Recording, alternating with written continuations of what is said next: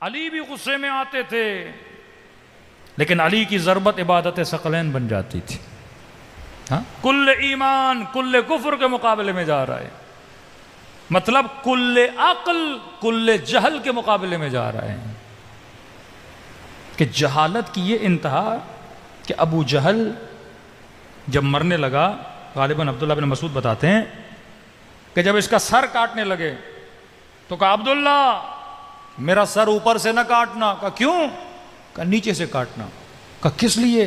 कहा जब हम मर जाएंगे तो गर्दनें रखी जाती हैं, मेरी गर्दन सबसे ऊंची हो। बंदा मर रहा है, पर क्योंकि लश्कर चहल का सिपाही कहते हैं मरने के बाद भी मेरा नाम मेरी गर्दन नजर आए। अमर इब्न अब्दुवत अली इब्न अबी तालिब कह रहे हैं वापस चला जा,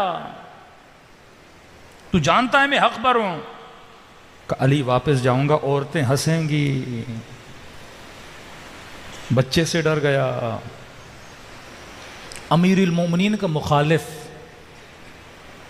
जब मरने लगा ना, तो अली ने कहा लिख कागज पे मैं तेरी शफाअत करूंगा, लिख कागज पे कि मैंने अली के साथ ज्यादती की है, ताकि तेरा कागज पढ़ के उम्मत सुधर जाए, तेरे फॉलोवर बहुत हैं, लिख कागज पे।